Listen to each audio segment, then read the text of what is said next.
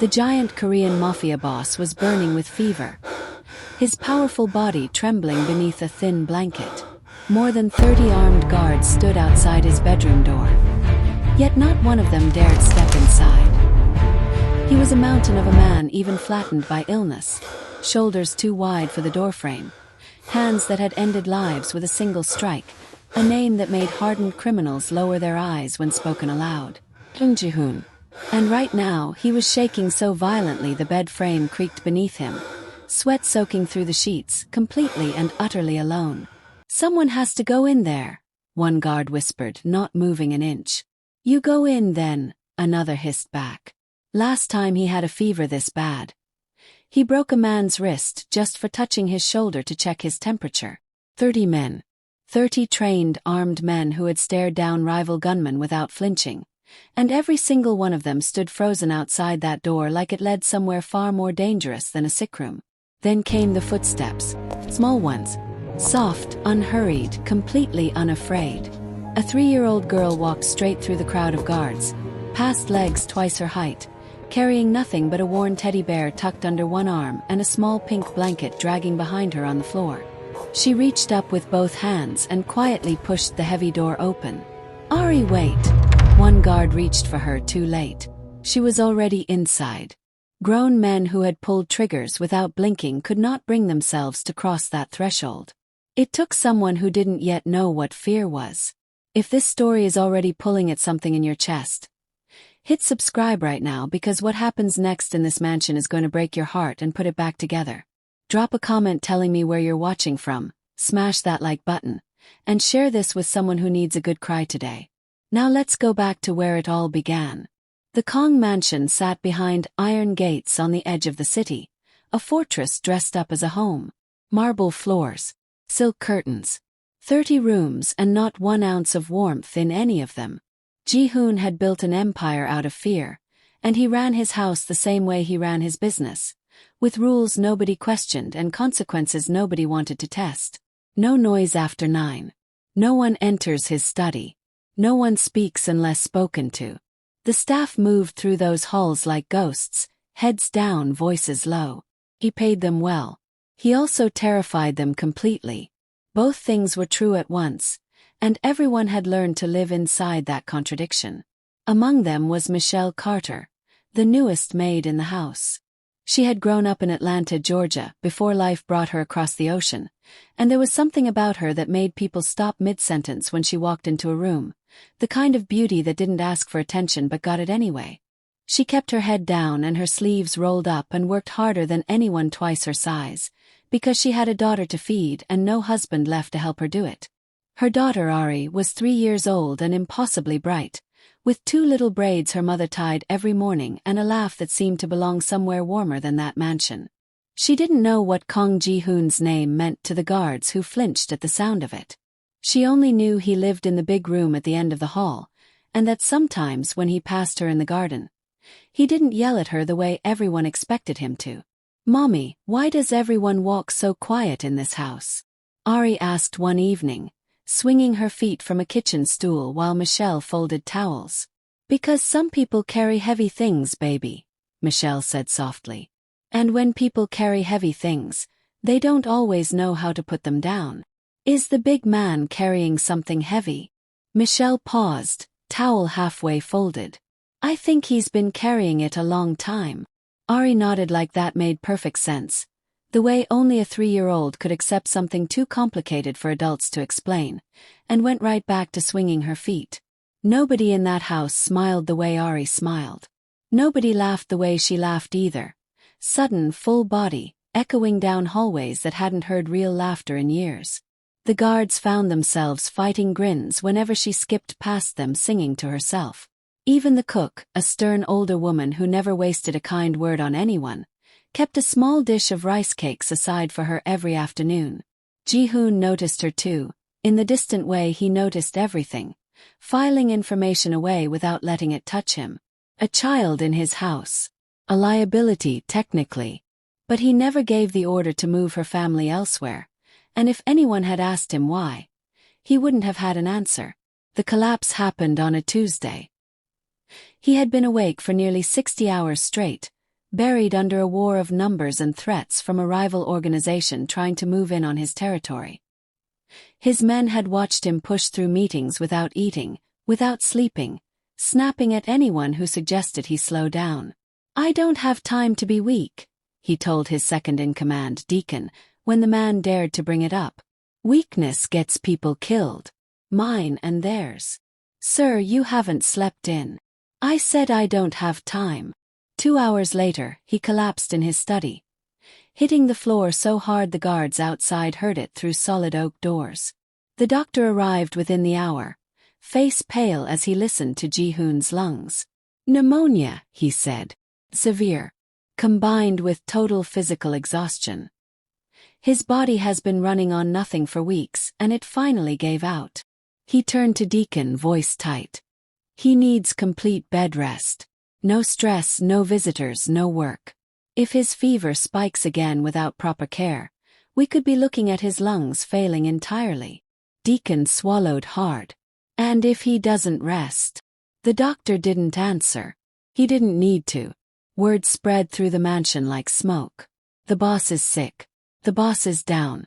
And instead of concern, what spread fastest was fear, because a wounded predator was still a predator, and everyone remembered stories of what happened to people who got too close to Ji-hoon when he was in pain.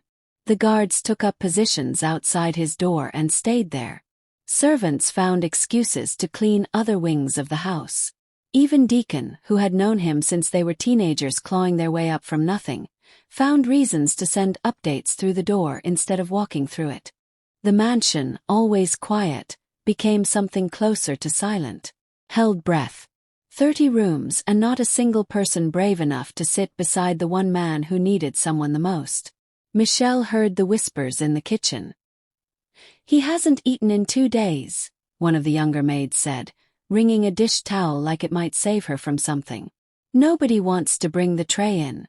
Last week he threw a phone at a guard's head for knocking too loud." "He's sick, not cruel," Michelle said quietly, and the room went silent, because nobody talked back about Kang Ji-hoon, not even to defend him. "You want to bring his food in?" the older maid asked, half joking, half testing her. Michelle didn't answer. But that night, lying beside Ari's bed, she found herself thinking about the man at the end of the hallway, alone in that enormous room, surrounded by 30 rooms of people too afraid to walk through one door. Ari solved the problem nobody else could. It was late afternoon, sun slanting gold through the hallway windows, when she slipped away from her mother folding laundry and wandered toward the one door in the house everyone avoided. She didn't know it was forbidden. She only knew the big man lived there, and the big man was sick, and her mother always said sick people needed someone with them. She pushed the door open with both hands.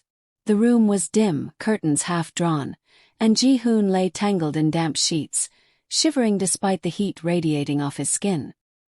His breathing came ragged and shallow.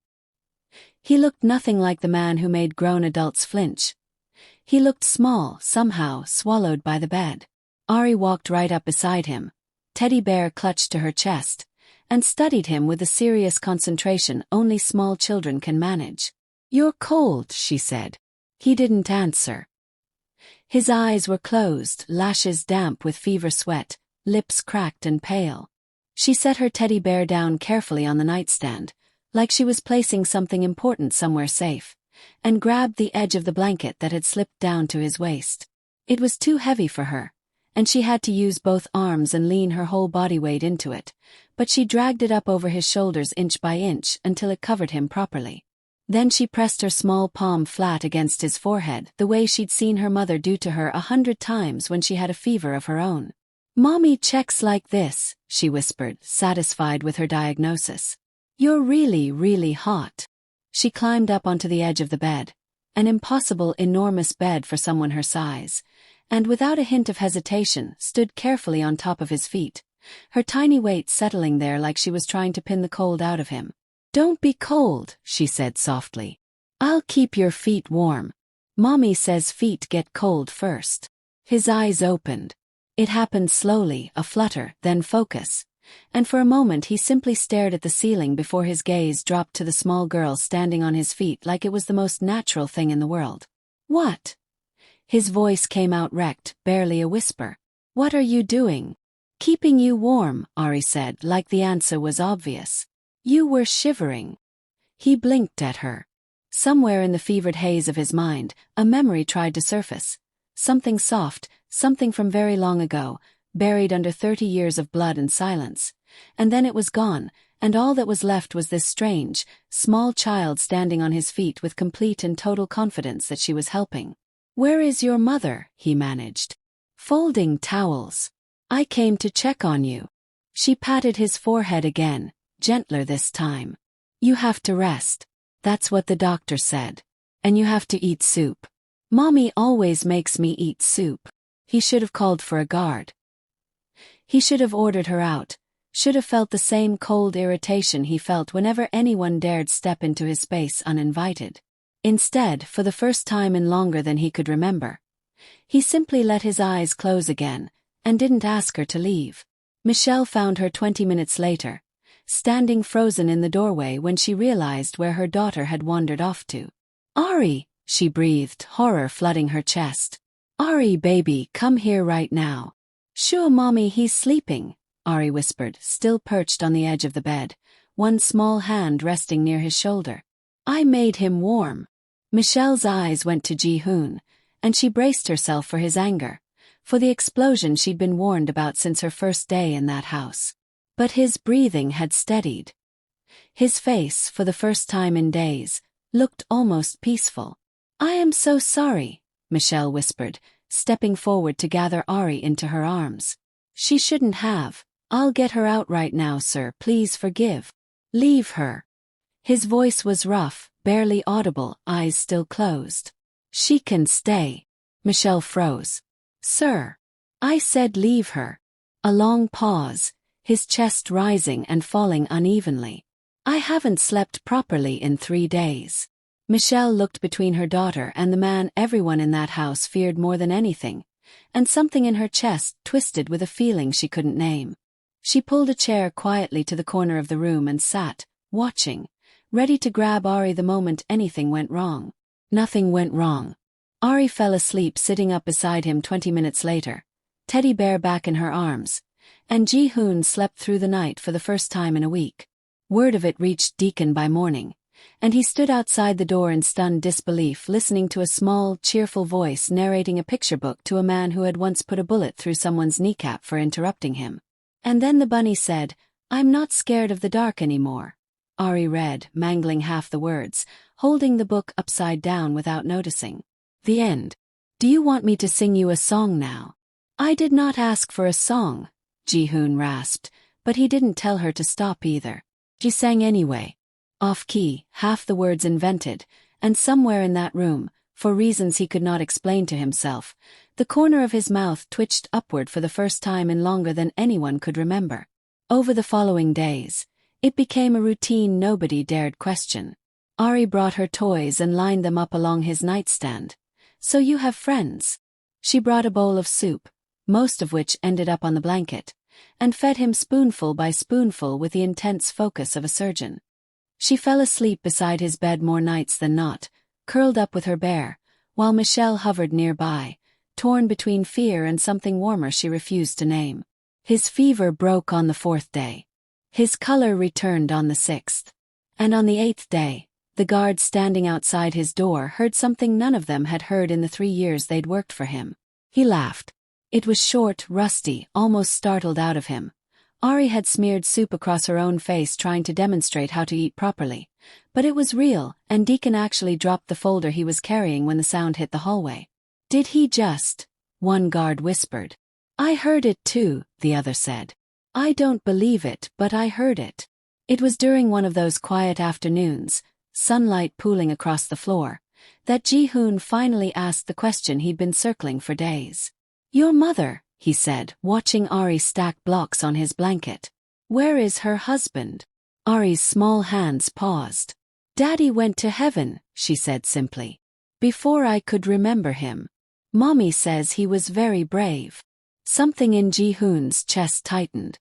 "She works a lot," Ari continued, stacking another block. "She works here, and she works at the restaurant on the days she doesn't work here. And sometimes she's so tired she falls asleep on the couch before she even takes her shoes off. She said it plainly, without complaint, the way children report facts about the world without understanding their weight. Does she? Ji-hoon said quietly. But she still comes and checks on me every night. Even when she's really, really tired. Ari looked up at him, deadly serious. Mommy says sick people need love. That's why I came to see you. Because you were sick and nobody was giving you any. He didn't answer for a long moment. Outside the window, the mansion sprawled in its cold, silent luxury, 30 rooms of fear built on top of a childhood he had spent clawing his way out of nothing. An orphan at 7, alone at 9, and ruthless by the time he was old enough to understand there was no other way to survive. Nobody had given him love either, once. He had simply learned to live without needing it, and somewhere along the way, that had curdled into something that made other men flinch at the sound of his name. Mr. Kang. Ari's voice pulled him back. Are you sad? No, he said, though his voice didn't sound entirely certain of it. She studied him for a moment with that same fierce 3-year-old seriousness, then simply climbed closer and rested her head against his arm, the way she did with her mother when either of them needed comfort. He didn't move her away. The attack came 11 days after his fever finally broke, while he was still weaker than he wanted anyone to know. It started with gunfire at the front gate. The Beck organization, rivals who had been circling his territory for months, finally making their move while word had spread that Kang Ji-hoon was down. Chaos exploded through the mansion. Guards scrambled into position, shouting orders, radios crackling with panic as intruders breached the outer wall. Michelle grabbed for Ari the second the first shot rang out, but in the scramble of servants running for cover, a hand yanked her one direction while Ari, terrified and screaming for her mother, was swept the other way in the crush of bodies. Pulled toward the east wing, toward the garden, directly into the path of 2 armed men cutting through the property. Ari! Michelle's scream tore through the chaos, but she couldn't reach her, blocked by the crowd, by smoke, by the sheer terror flooding the halls. Ji-hoon heard the scream from his bed. He was still weak, his lungs still raw, his legs still unsteady from 11 days of illness, and every rational instinct told him to stay down, to let his men handle it, to protect the empire he'd spent his whole life building. He was already moving before he finished the thought. He tore the 4 from his arm, ignored Deacon's shout to stop, ignored the burning in his chest with every step down the hallway. He found her in the garden, cornered against a stone wall by 2 men with guns raised, teddy bear clutched to her chest, tears streaming down her face. Please don't, she was sobbing. Please don't, I want my mommy. Ji-hoon didn't think. He threw himself between her and the first shot, taking the impact across his shoulder, and in the same motion disarmed the second man with a brutal practice strike that hadn't left him even after 11 days of near-death illness. He collapsed to his knees beside Ari as his own guards finally swarmed the garden, subduing what remained of the attack within minutes. Are you hurt? He demanded, hands shaking as he checked her over, ignoring the blood soaking through his own shirt. I'm okay, Ari whimpered, throwing her small arms around his neck. You're bleeding. You're bleeding, Mr. Kang. I'm fine, he said, voice cracking in a way none of his men had ever heard. I'm fine. You're safe. Deacon arrived seconds later to find the most feared man in the city on his knees in the dirt, still recovering from near-fatal pneumonia, cradling a servant's 3-year-old daughter like she was the only thing in the world worth protecting. Sir, you shouldn't have. Deacon started. Get the doctor, Ji-hoon said hoarsely, not letting go of her. Now. His men stood frozen, staring at a version of their boss none of them had ever seen. A man who had built his entire life around never being vulnerable had just risked everything. His empire, his reputation, his life, for a child who wasn't his own. He recovered from the gunshot wound in 2 weeks. He recovered from something else far more slowly.